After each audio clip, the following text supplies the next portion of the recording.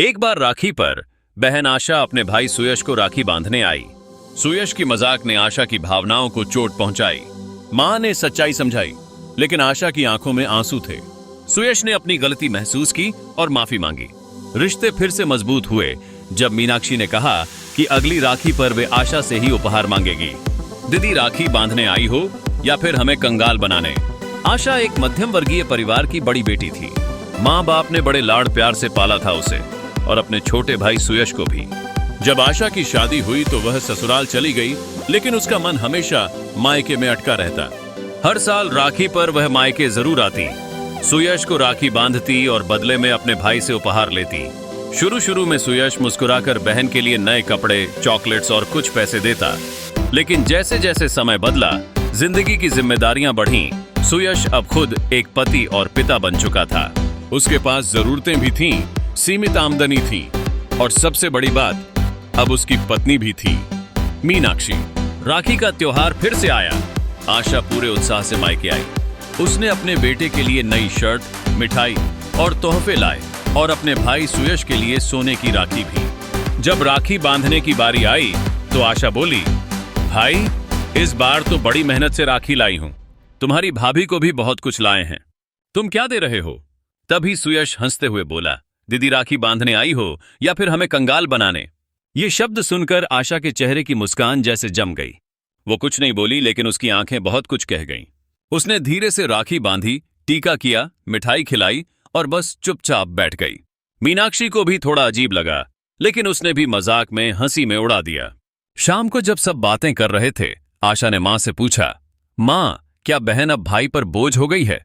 मां ने कहा, बिल्कुल नहीं बेटा, लेकिन अब जमाना बदल गया है। अब हर किसी की अपनी जिम्मेदारियां हैं। तुम खुद देखो, तुम्हारे भाई के पास कितनी टेंशन है, नौकरी, ईएमआई, बच्चों की पढ़ाई। तो क्या बहन होना ही गुनाह हो गया? आशा की आंखों में आंसू थे। मीनाक्षी ने यह सब सुना तो वह भीतर आई और बोली, दीदी भैया ने ऐसा कोई मतलब से नहीं कहा, वो तो बस मजाक कर रहे थे। आशा ने मुस्कुराकर कहा, हाँ मजाक ही तो था, लेकिन हर मजाक दिल में एक चुभन छोड़ जाता है। फिर वह चुपचाप उठी और मायके से विदा ली। उसके जाने के बाद सुयश के मन में कुछ अजीब सा हुआ। उसे अपनी गलती का एहसास हुआ। वो हर साल बहन के आने का इंतजार करता, लेकिन इस बार उसकी एक मजाक ने उस प्यार को चोट पहुंचा दी थी। रात को उसने मीनाक्षी से कहा, मीनू क्या मैं सच में ऐसा बोल गया जो आशा दी को तकलीफ दे गया? मीनाक्षी ने गंभीरता से कहा, हाँ सुयश, कुछ रिश्तों में मजाक की भी हद होती है। राखी सिर्फ धागा नहीं, एक बहन की भावना होती है। वो जब तुम्हारे लिए सोने की राखी लाई थी तो क्या वो 100 रुपए की उम्मीद कर रही थी? नहीं, वो तो बस तुम्हारे प्यार की उम्मीद कर रही थी। सुयश को उस रात नींद नहीं आई। अगले दिन उसने बहन के घर जाकर दरवाजा खटखटाया। आशा दरवाजा खोलते ही चौंक गई। अरे तुम, सब ठीक है ना? सुयश ने हाथ जोड़कर कहा, दीदी माफ कर दो, मैं समझ नहीं पाया कि मेरे शब्दों ने तुम्हें कितना दर्द दिया। राखी तो साल में एक बार आती है, लेकिन तुम्हारा प्यार हर दिन मेरे साथ होता है। मुझे माफ कर दो। आशा की आंखों से आंसू बह निकले। उसने भाई को गले से लगा लिया और कहा, भाई मैं तो कब का माफ कर चुकी, बस चाहती थी कि तुम खुद महसूस करो। तभी भाभी मीनाक्षी भी आई और आशा को गले लगाकर बोली, दीदी अगली राखी में आप हमसे नहीं, हम आपसे तोहफे मांगेंगे। कंगाल तो आप हमें बना देती हो अपनी ममता से। तीनों हंसने लगे और घर एक बार फिर रिश्तों की मिठास से महक उठा।